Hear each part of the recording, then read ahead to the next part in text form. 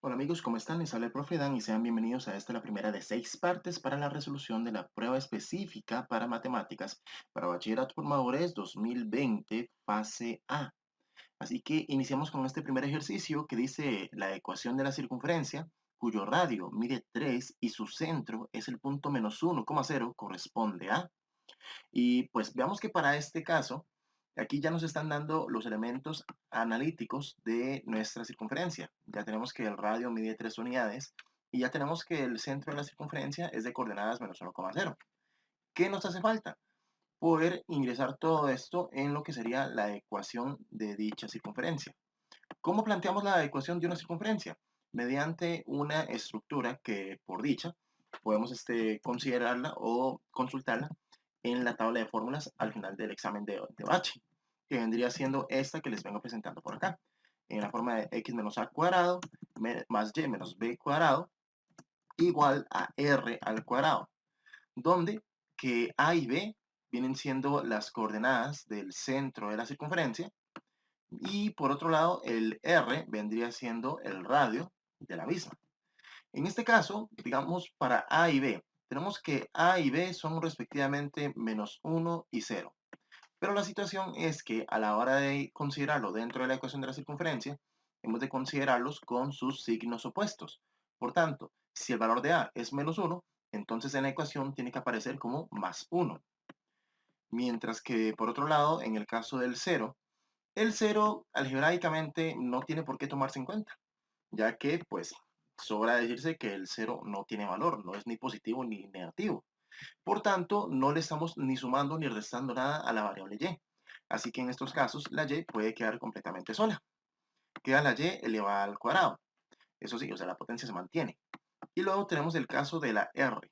Sabemos que el radio mide 3, pero si lo queremos considerar algebraicamente, tenemos que checar cuánto vendría siendo el r a la 2, es decir, el 3 a la 2. Podemos verificar en la calculadora el resultado de dicha expresión sin problema.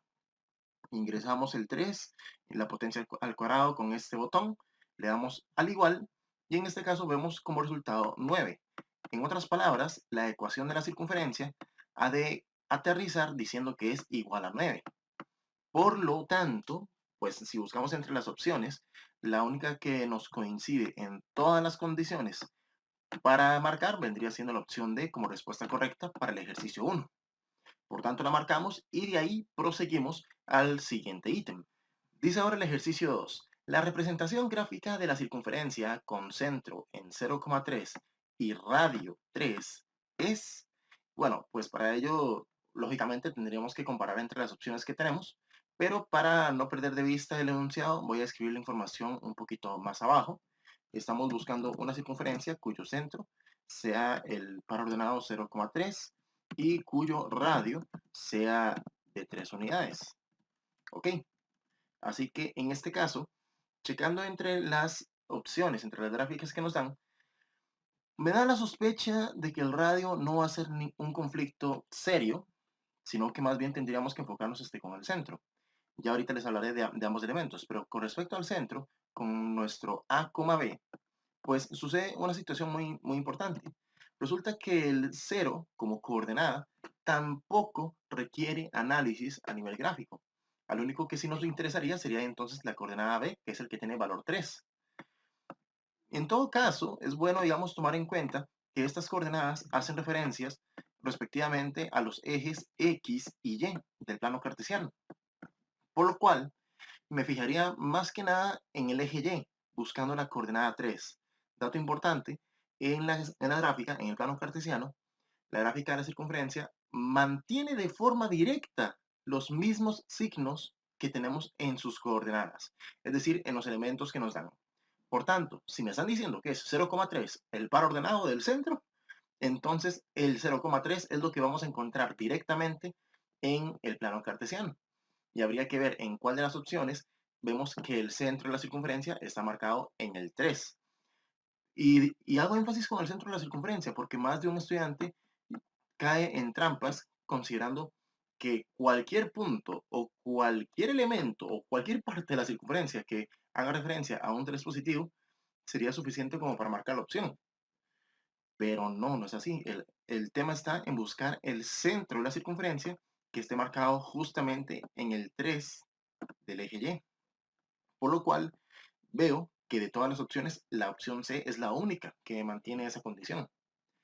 Ahora sí, pues más allá de eso, si nos ponemos a ver el radio hacia todos los sentidos, es decir, la distancia que hay del centro hacia el borde de la circunferencia, ya sea a la derecha, a la izquierda, hacia arriba o hacia abajo, pues hacia la derecha y hacia abajo se dejan ver muy claramente las tres unidades de distancia.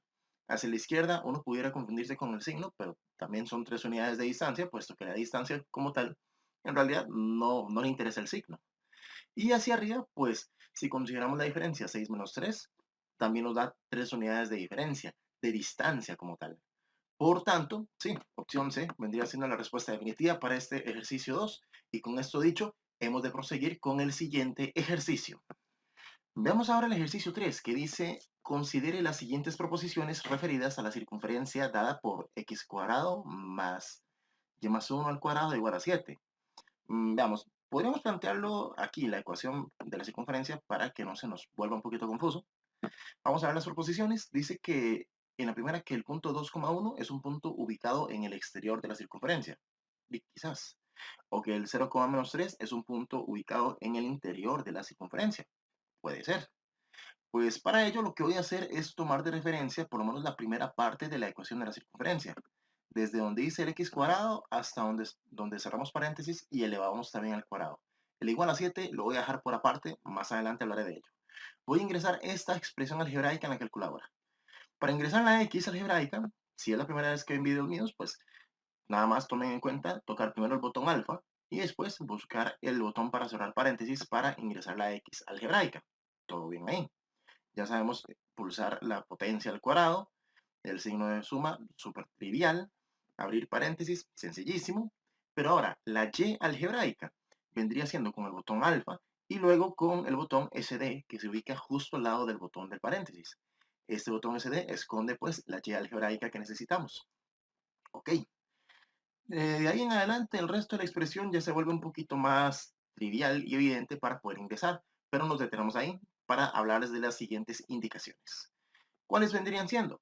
Que, por ejemplo, para la primera proposición, lo que voy a hacer es tocar el botón Calc y voy a tomar las coordenadas que hay en este par ordenado, el 2,1, y voy a utilizarlas para asignarle los valores a las variables X y Y.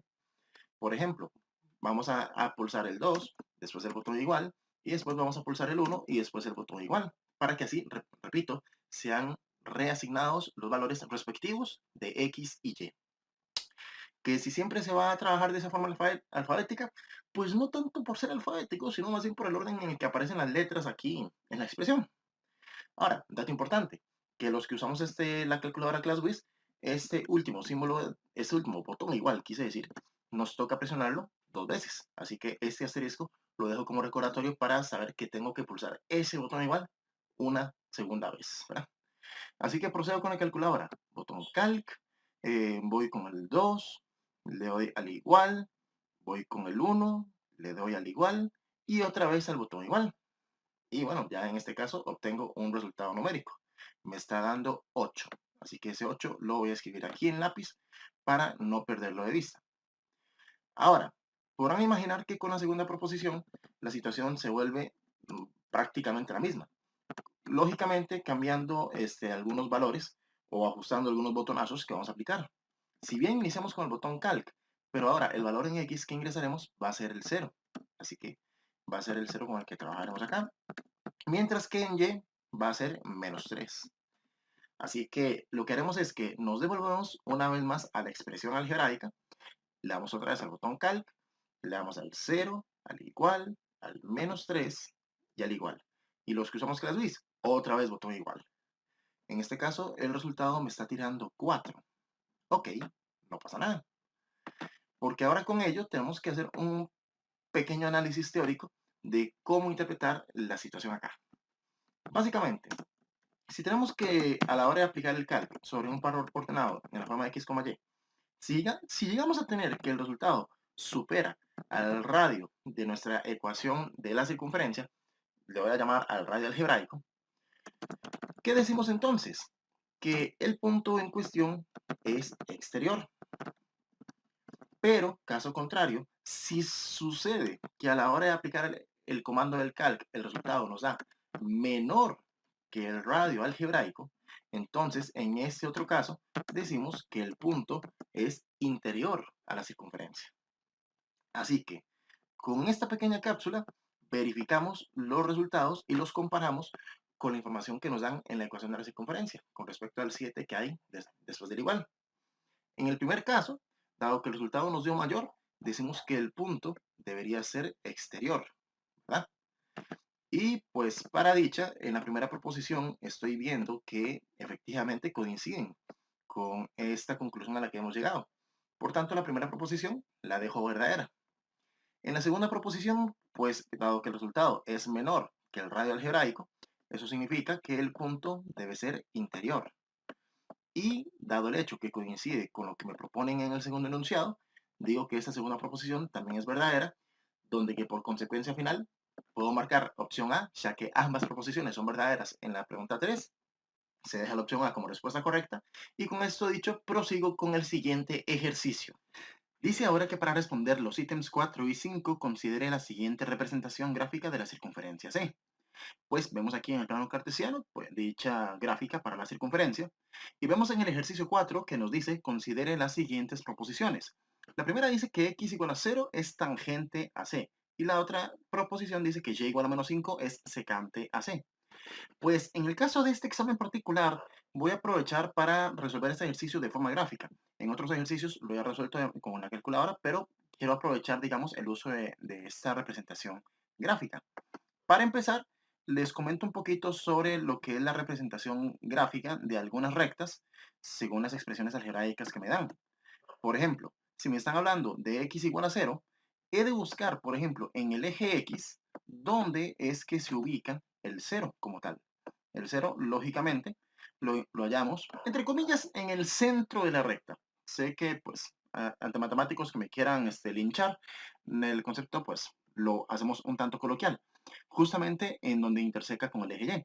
Aquí coincidimos con que encontramos el 0 en el eje X. Pues si bien, si hablamos de la recta x igual a 0, estaríamos entonces hablando de una recta que interseca al eje x justamente en este punto. Es decir, es a esta recta a la que llamaríamos recta x igual a 0. Un tanto irónico, puesto que para muchos estudiantes les da la sensación de que una recta llamada x igual a cierto valor debería ser paralelo al eje x, donde que todo lo contrario, más bien hablamos de rectas que cortan, entre muchas comillas, al dicho eje x en el punto indicado. Esto pues hablando sobre la recta x igual a 0. Y pues aplicando razonamiento análogo, podrán imaginar que la recta y igual a menos 5 es una recta que intersecaría al eje y, pero justamente en la coordenada menos 5. Así que, siendo un tanto lógicos, uno buscaría un poco abajo en el eje y, donde se ubica el menos 5, y donde se ubique dicha coordenada, a través de esa coordenada consideraríamos el corte de la recta en cuestión con el eje respectivo. A esta recta es a la que podríamos llamar recta y igual a menos 5. Ok, entonces vamos a aprovechar y vamos a trazar dichas rectas en el plano cartesiano tal cual como corresponden. Por ejemplo, la recta x igual a 0, de hecho, entre muchas curiosidades podrán notar que dicha recta coincide bastante bien con el eje Y como tal. Es decir, estaríamos hablando de esta recta en cuestión. Correcto.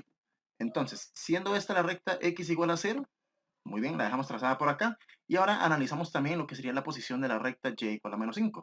Una recta que, como les mencionaba, corta al eje Y justamente en la coordenada menos 5. Todo bien y correcto hasta acá. Muy bien. Teniendo esto en claro, ahora sí tendríamos que verificar lo que son definiciones en cuanto a rectas secantes, tangentes o exteriores a la circunferencia.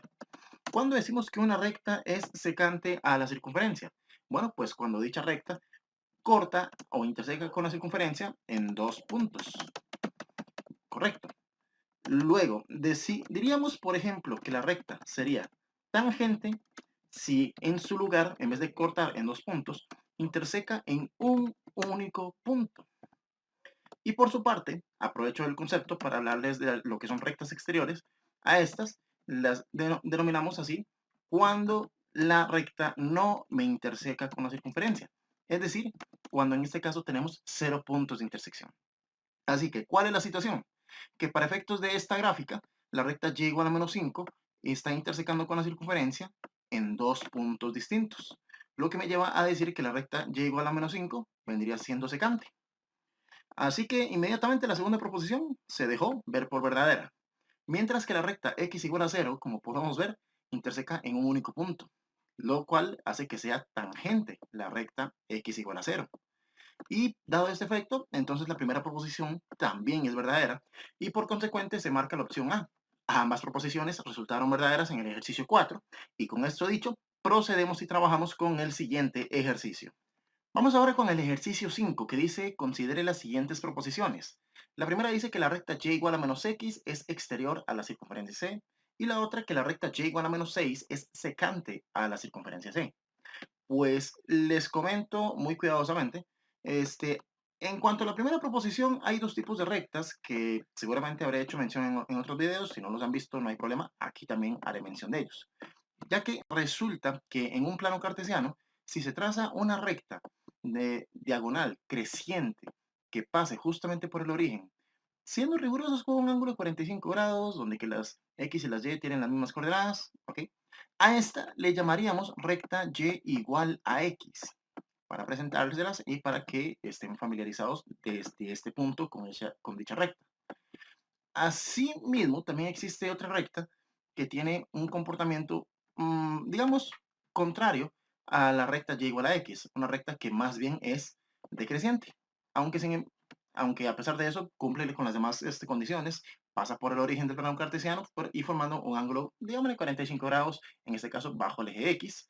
Esta vendría siendo la recta y igual a menos x. Todo bien hasta acá.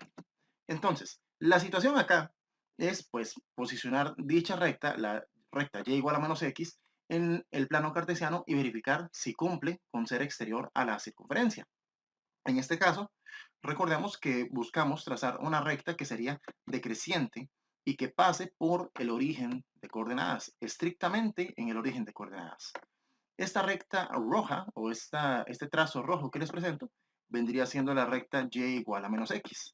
Y para efectos vendría siendo una recta que del todo no está intersecando con la gráfica de la circunferencia. Por ende, dicha recta podemos decir que es exterior sin ningún problema. Así que bajo un momento a ver las proposiciones, veo que coincide lo que me proponen con lo que he descubierto y por tanto la primera proposición la dejo por verdadera. En cuanto a la segunda proposición, que me habla sobre la recta y igual a menos 6 y que dice que es secante a la circunferencia, aquí tenemos que ser un poquito cuidadosos, porque si bien es cierto, estaremos de acuerdo con que la recta y igual a menos 6 interseca al eje Y.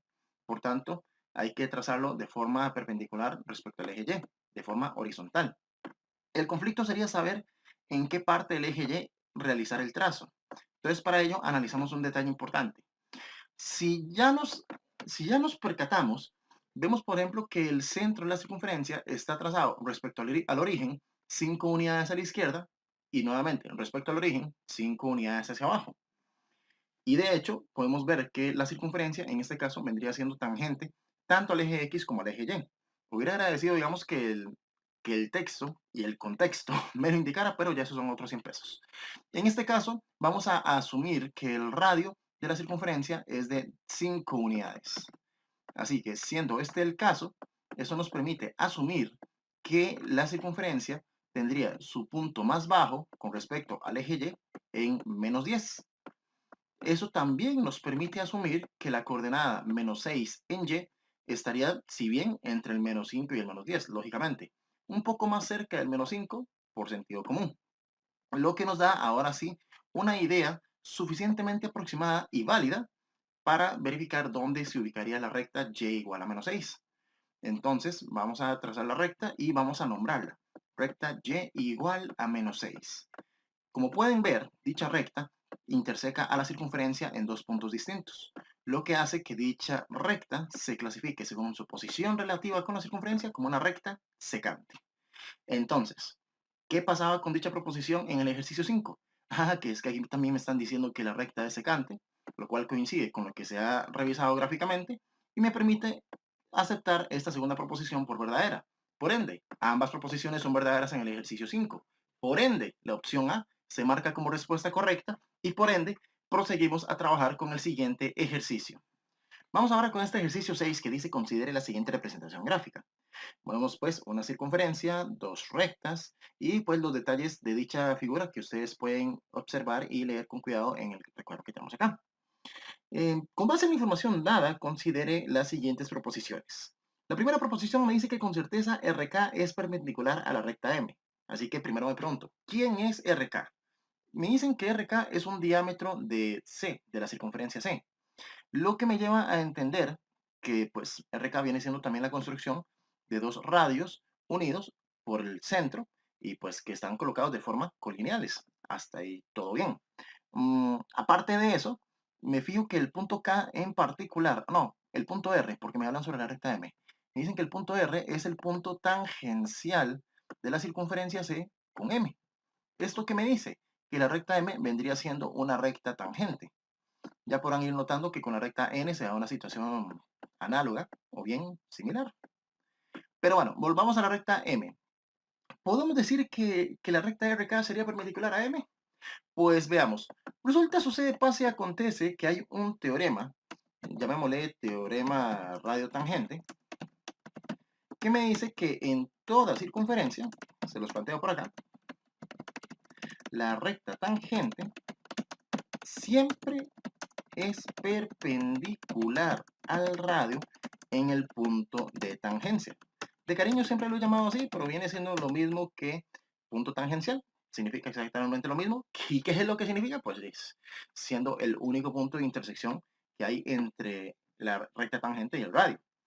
En otras palabras, este teorema nos sirve como un artículo constitucional matemático para garantizar absolutamente la existencia de un ángulo recto que se forma aquí entre la recta tangente y el radio. Ahora, uno dirá entre el radio, pero ¿qué hay con el diámetro? ¿Funcionará también? Pues indirectamente sí, ya que dicho radio, RO, es un segmento que está completamente incrustado o completamente in- inmerso en el diámetro RK. Así que perfectamente la primera proposición la podemos dar por verdadera. Buscaba otra palabra, no la encontré. No la he encontrado, señores. Pero bueno, seguimos.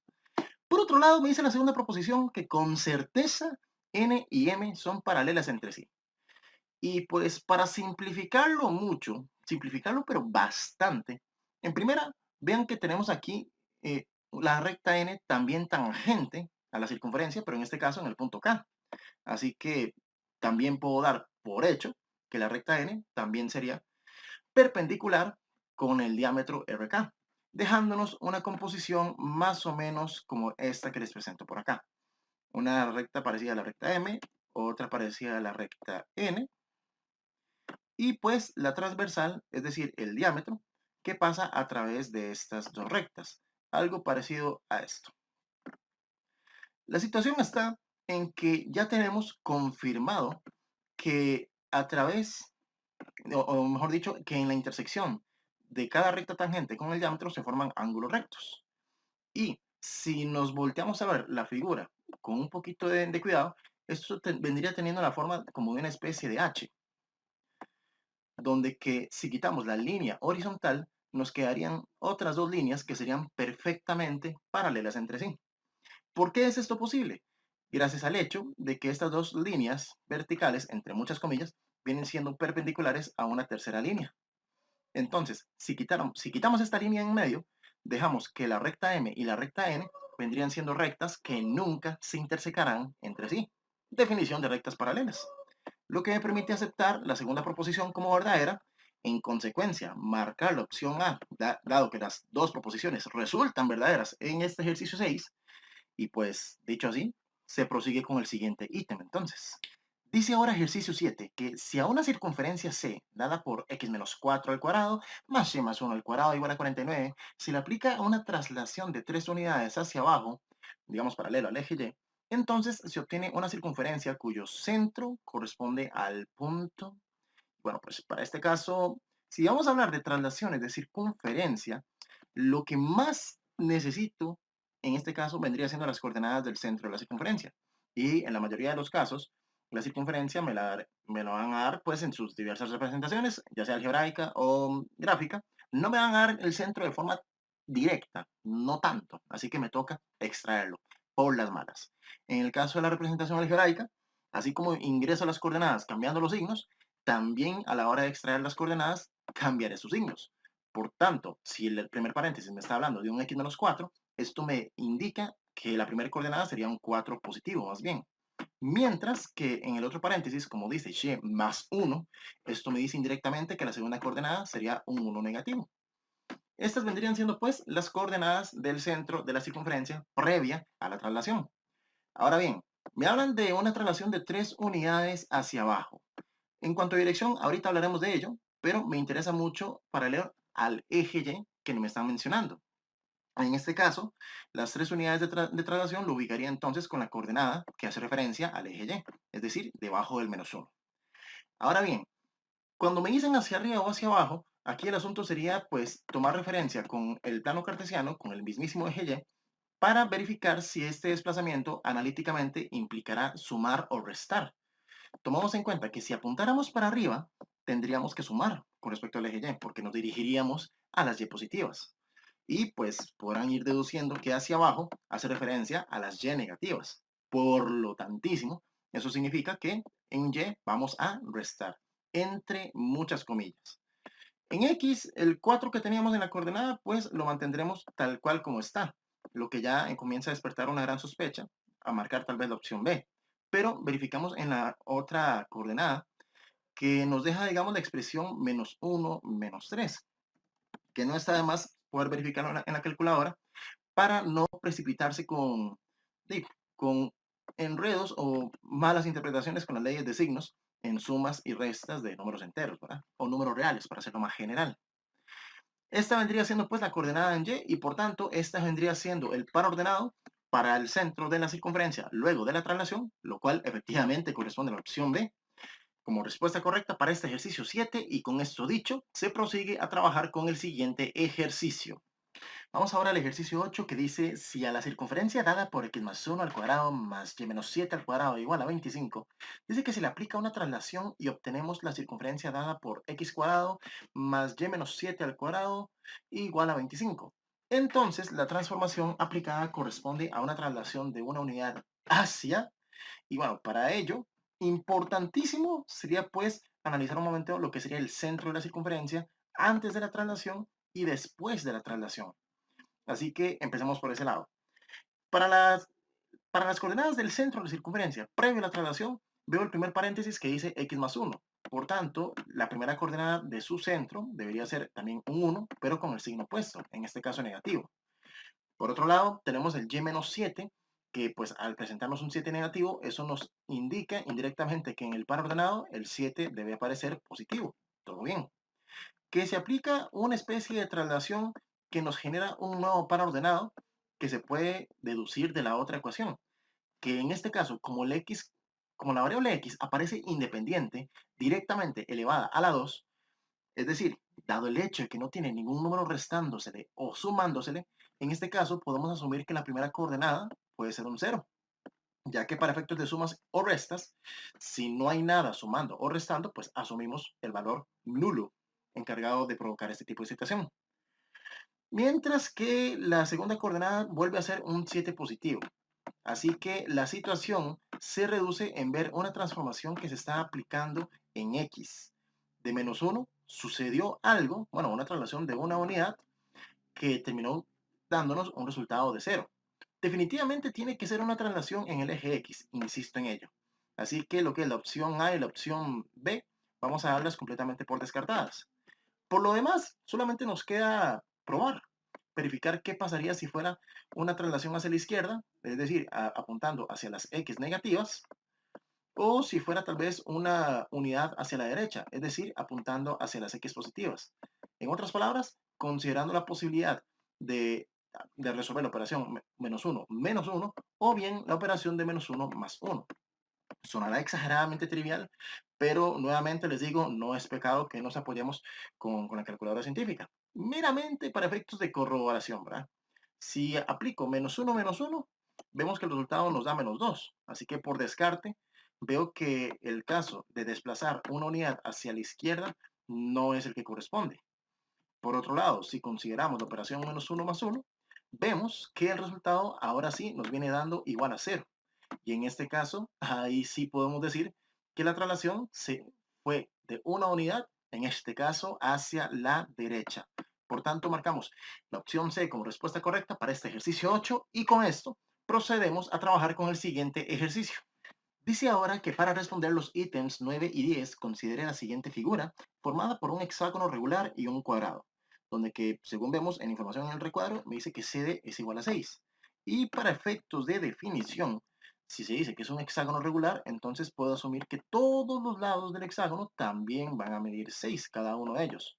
En particular el lado BG, que también funciona como lado del cuadrado, y llevándome también a la conclusión que los lados del cuadrado también van a ser todos iguales de 6 unidades. Así que, ejercicio 9. Con base en la información dada, considere las siguientes proposiciones. La primera me dice que el área del polígono AHGB es de 36 y que el perímetro del polígono AHGB es de 24. Pues veamos. En este caso, el polígono AHGB viene siendo el cuadrado. Así que si queremos calcular el área del cuadrado, todo lo que necesitamos es considerar, tomar la medida del lado y elevarlo a la 2. Para efectos, como sabemos que el lado mide 6, entonces sería cuestión de verificar cuánto es 6 a la 2, que si lo checan en la calculadora, verán que dará 36. Lo que nos lleva a concluir que la primera proposición es perfectamente verdadera. Eso por un lado. Por otro lado, tenemos el caso del perímetro del polígono, que es de 24 unidades, supuestamente, tal cual como dicen. Pero si nosotros lo que quisiéramos verificar, lo que es el perímetro del cuadrado, se los muestro de dos posibles formas. Una, por definición, que vendría siendo la suma de todos los lados, y la otra posible forma, que vendría siendo pues la multiplicación de la cantidad de lados de nuestra figura regular por lo que mide cada lado. En cualquiera de los dos casos que lo quieran analizar, pues nos va a dar como resultado 24. Lo que nos lleva a la conclusión de que la segunda proposición también es verdadera porque también es consistente con los resultados que obtenemos. Por tanto, ambas proposiciones para el ejercicio 9 son verdaderas y en consecuencia marcamos opción A como respuesta correcta. Dicho así, proseguimos con el siguiente ejercicio. Para efectos del ejercicio 10 que dice ¿cuál es el área del hexágono BGFEDC? Bueno, de momento lo que tenemos del hexágono es solamente la medida de su lado. Y ante esas condiciones me tendría que apoyar en una fórmula sacada un tanto de la manga, pero que de hecho tiene sus altas y profundas justificaciones. Me brinco el paso de las justificaciones y les presento la herramienta que vamos a utilizar. Herramienta que ustedes pueden poner en fichas de estudio para estudiar, lógicamente, si bien. Y bueno, vendría siendo esta fórmula que les presento por acá. Sería multiplicar 3 por lo que mide el lado elevado al cuadrado por raíz de 3 dividido entre 2. Aunque si bien esta última multiplicación inclusive es opcional. Para efectos prácticos estaríamos hablando de multiplicar 3 por 6 al cuadrado. A la par colocaríamos una raíz de 3 y al final dividiríamos todo entre 2 o lo fraccionamos todo sobre 2. Así que procedemos con la calculadora para ingresar toda la expresión. Estructura fraccionaria, ingresamos el 3 por 6, eso sí, el 6 elevado al cuadrado. Se puede colocar la raíz de 3 de forma inmediata y saliendo de la raíz y ubicándonos abajo colocamos fraccionados sobre 2. Todo bien. Se procede con el botón igual, sin mucha ciencia. Y se corrobora el resultado, que pues puede ser un poquito lastimoso ver que el resultado nos da con decimales, pero les doy dos alternativas. Una de las alternativas podría ser empezar a ingresar cada una de las opciones. Por ejemplo, voy a probar la opción A. Voy a ingresar la expresión 36 raíz de 3 para checar el equivalente de esta expresión en decimales.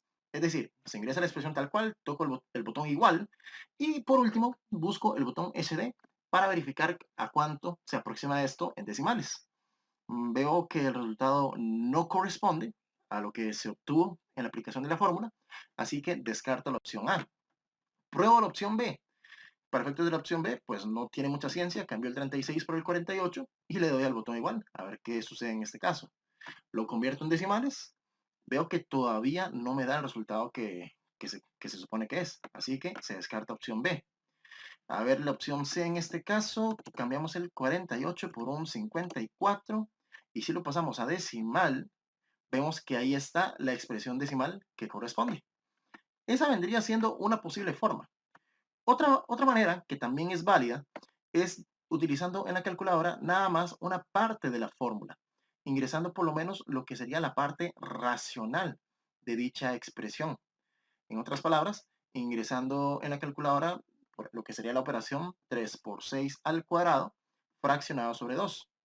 La raíz de 3 que no se está colocando, implícitamente sabemos que estará junto con la respuesta. Así que lo que nos den en la calculadora, solamente le adjuntamos la raíz de 3 a la par. Así que al darle al botón igual, vemos que el 54 se hace presente, certificándonos que en efecto la opción C para el ejercicio 10 vendría siendo la respuesta correcta. Lo marcamos como tal y con ello podemos entonces proseguir con el siguiente ejercicio. Vamos ahora con este ejercicio 11 que dice, ¿cuál es el perímetro de un polígono regular cuyo ángulo central mide 45 grados y su lado mide 6? Pues vamos a ver. En primera, bueno, veo que lo único que me dicen del polígono es que su ángulo central mide 45 grados. El hecho de que el lado mide 6 lo utilizaría para más adelante, pero chequemos cosas importantes.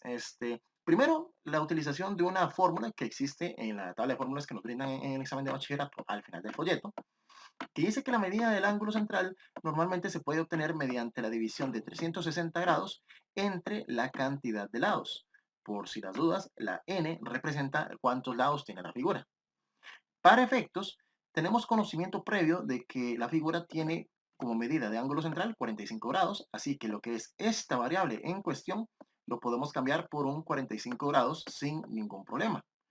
Bueno, de hecho el símbolo de grados es opcional, pero lo demás lo mantenemos tal cual como está, ante la curiosidad de saber cuánto vale n. Hay quienes pueden resolver esto manualmente, despejando la ecuación, y se felicitan en ese aspecto, pero para los demás que requerimos el apoyo con la calculadora y agradecemos el apoyo de la calculadora, ingresamos dicha igualdad como si fuese una ecuación, recordándoles, bueno, no recordándoles, introduciéndoles, ahora que lo pienso, que el símbolo del igual lo utilizamos o lo ingresamos presionando el botón alfa y después el botón calc. Y luego, pues, utilizamos el botón de fracción, una estructura fraccionaria, si bien es cierto, el 360. Y dato importante, o sea, de aquí en adelante, de hecho, todas las ecuaciones que estemos resolviendo en la calculadora, las vamos a resolver siempre en términos de x. Así que en la calculadora tengo que ingresar la x algebraica, de eso sí nos acordamos, el alfa x, y de ahí que les cuento sobre el comando que utilizaremos para resolver dicha ecuación, que sería básicamente tocar el botón Shift, después tocar el botón Calc.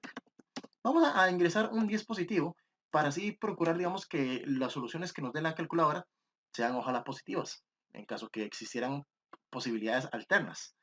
Y por último, un botón igual, que para los que estamos con la clase WIS, pues muy seguramente nos va a tocar utilizar este botón igual 2 veces. Así que pues para que tengamos este dato a mano. Siendo así, entonces procedo con el comando. Toco el botón Shift, toco el botón Calc, ingreso el 10 positivo y luego 2 veces el botón igual. Si trabajan con calculadora gris, con una vez que toquen el botón igual, ya llegarán pues a esta solución de que x es igual a 8. De hecho, para efectos interpretativos, diríamos entonces de que n es igual a 8. Por tanto, estamos ante un polígono regular de 8 lados. Octágono, o bien octógono, para los amigos.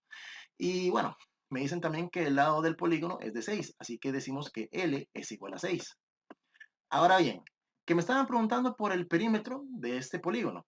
Pues que les cuento que para calcular el perímetro basta básicamente con multiplicar, y esto lo había puesto en práctica en ejercicios previos, multiplicar la cantidad de lados que tiene la figura por lo que mide cada lado en la figura. En otras palabras, cuestión de multiplicar 8 por 6. Lo que nos da como resultados, ya sea por tablas de multiplicar o con la calculadora si así lo desean, 48. Lo que aterriza en marcar opción C como respuesta correcta para este ejercicio 11 y, dicho así, proceder con el siguiente ejercicio. Viene ahora ejercicio número 12 que dice, considere un polígono ABCDE. Tenemos aquí la figura, los vértices A, B, C, D, E. Y bien, pues con base en la información dada, considere las siguientes proposiciones. La primera dice que el área del polígono ABCDE es de 44 y la segunda dice que el perímetro del polígono ABCDE es de 32. Ok, hablemos primero sobre el área del polígono, del cual para poder determinarla, bueno es poder separar el polígono en cuestión en figuras que sean fáciles de manipular o de analizar.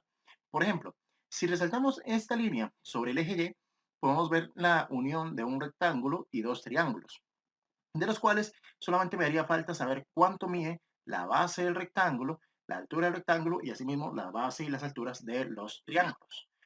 Para efectos del rectángulo, empecemos acá. Desde el origen hasta este vértice en E, que tiene marcado un 4, pues podemos asumir directamente que hay 4 unidades de longitud. No hay problema acá. La altura del rectángulo también podemos tomarla directamente de la información que nos da en el eje Y, porque desde el origen hasta el punto máximo al que llega la figura, vemos que son 8 unidades de altura. Así que no hay mucha ciencia acá. Por tanto, pues aprovechamos y consideramos el área del rectángulo, que sería multiplicar base por altura, es decir, 4 por 8, y verificando en la calculadora con tablas de multiplicar, tenemos que el resultado de dicha área para dicho rectángulo vendría siendo de 32, pero el ejercicio continúa. Vemos también, por ejemplo, que tenemos dos triángulos, en el cual, por ejemplo, este triángulo inferior tiene una base de 3 unidades que se desarrollan hacia la izquierda, pero a fin de cuentas siguen siendo 3 unidades. Y la altura pues viene siendo de 4 unidades, checándolo directamente según el eje Y. Tenemos la base y tenemos la altura.